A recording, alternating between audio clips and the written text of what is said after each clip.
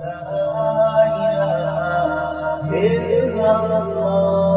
don't need anybody. It's with me all the time. I don't need no one. It's with you and I. You created and gifted us with life. You sent us a message and a shining light.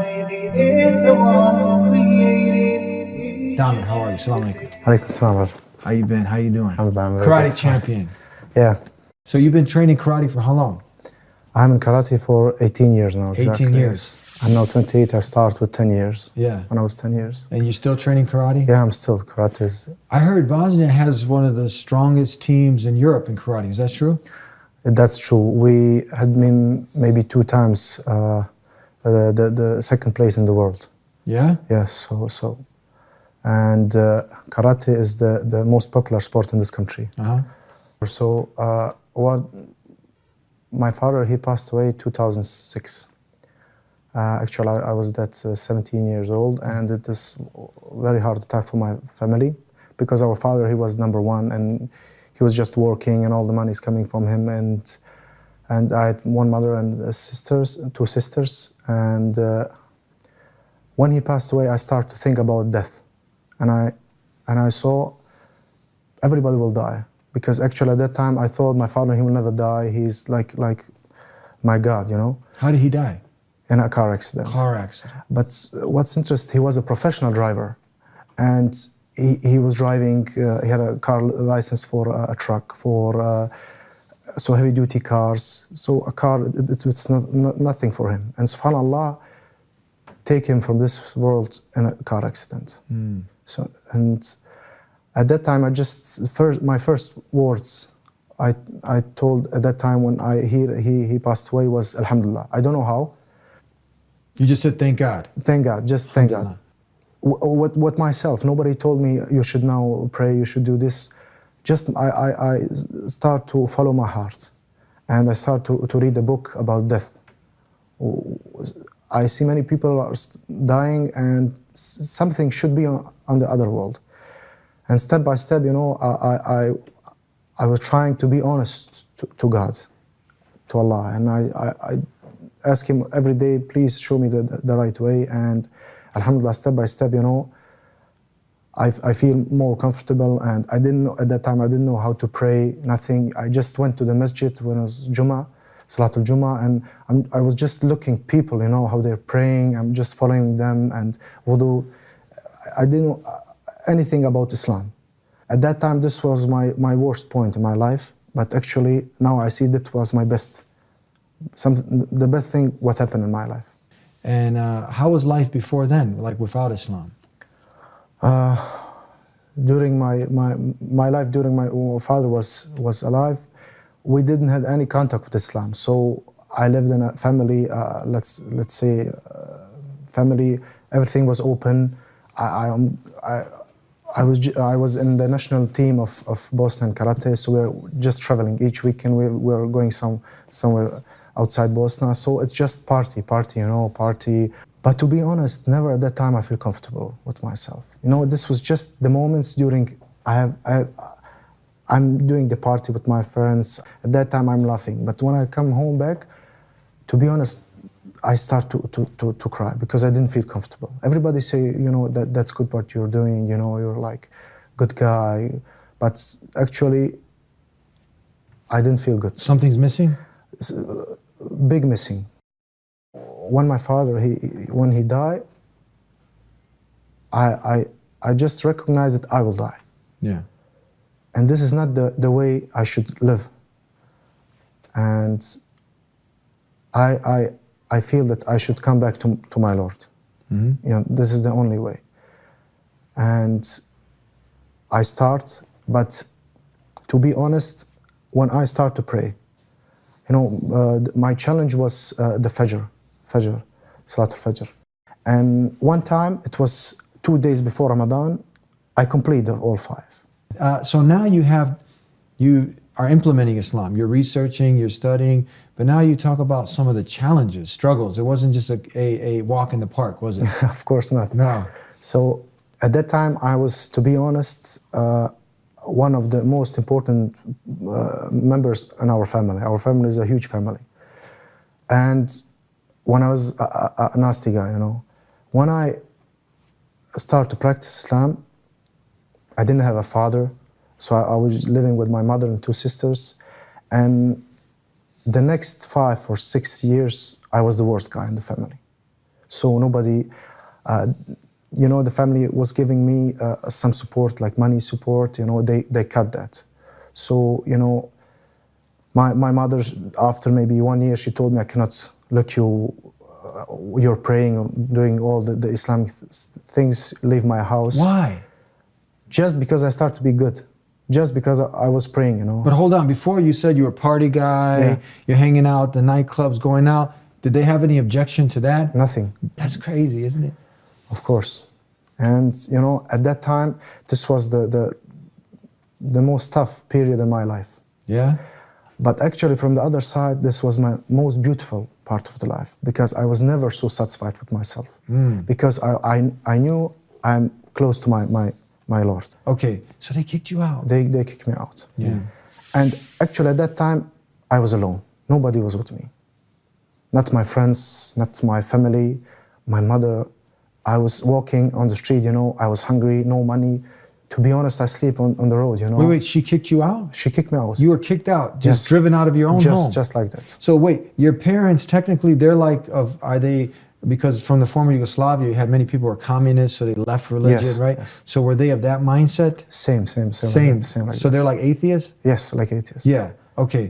And we had like one meeting, family meeting, a big family meeting, and I was surprised when they invited me, because I was now kicked out. But now they called you somehow because the family's getting together? Yes. So you got an invite, Yes. right? Okay. And maybe the mother is more soft, right? She's maybe missing you. She Yeah. won't tell you she wants to see you. Maybe she told them because, you know, Yeah. I wanted my son be here with Yeah. us.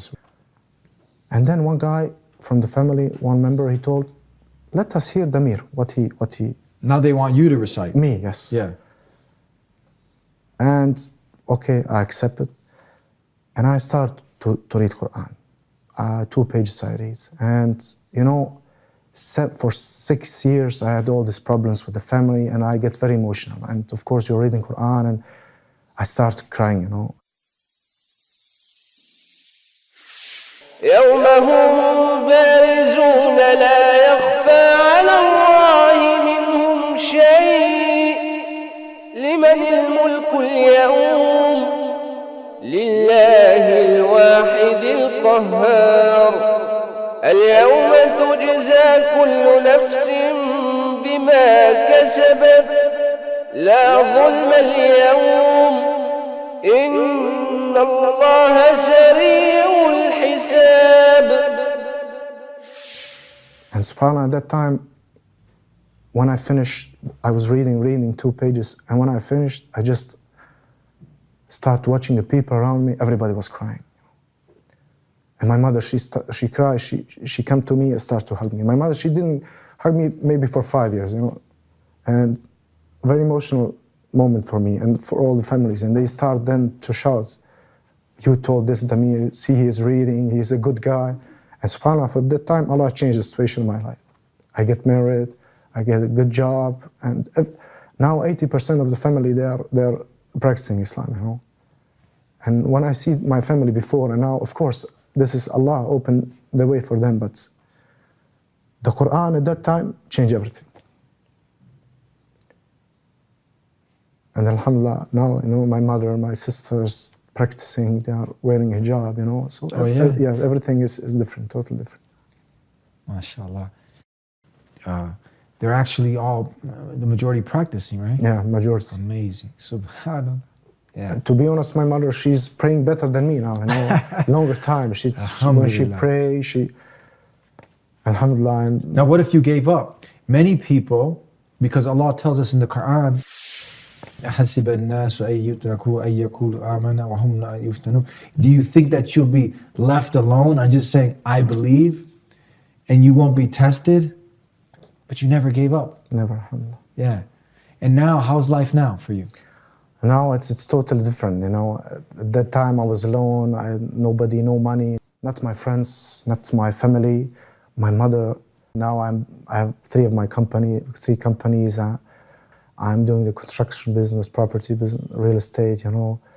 Alhamdulillah, now Allah give me money, you know. I have a big family now, and what was down now it's up. You know. What do you, when you connect with people, like what advice do you give them? My advice is that I have one sentence for myself. This sentence that Allah is the most important.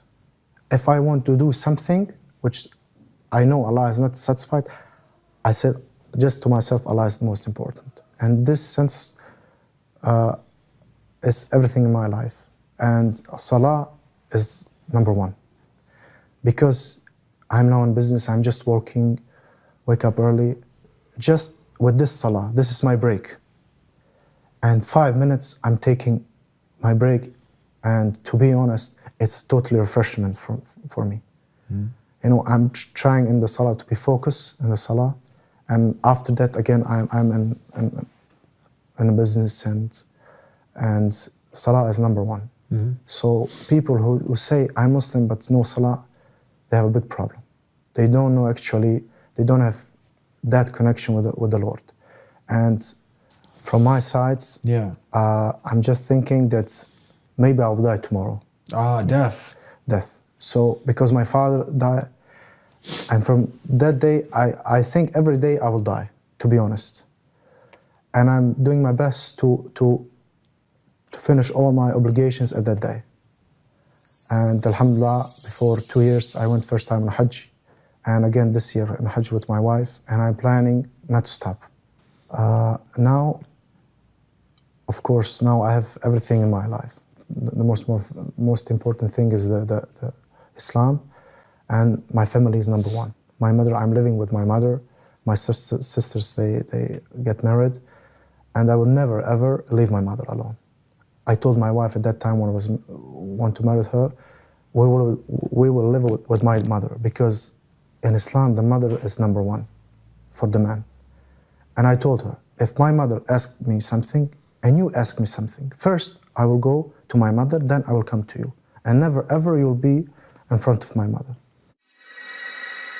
One last piece of advice for the not yet Muslims. What advice do you give for them? My advice to them, because I believe I was not a Muslim, because if you are honest to yourself, you will see that you're not satisfied. Something you miss. With Islam, you will get everything. Maybe to you will happen good things, bad things, but you will always be satisfied. And this is the most important thing. You will not need anything, just you will need your Lord, and He will give you everything. So with Islam, everything what happened to you is great, and you feel good because you have an answer of all things happen to you, and that feeling that you're satisfied, that feel calm, that's the most important. And nobody can tell me this money is number one. I have no money. I see money is nothing. You know, just this feeling, this Islam, and 5 times praying and be with your Lord. That's it. I cannot, of course, explain this feeling, but they should try. Yeah. They should try. You got the whole world and everything to gain and nothing to lose. Thank you so much. Thank you. Now for being with us. Jazakallah. My brothers and my sisters, you need not to worry, because Allah is always there for you and me. He continues to give us and wants us to be those who are known as Jannati.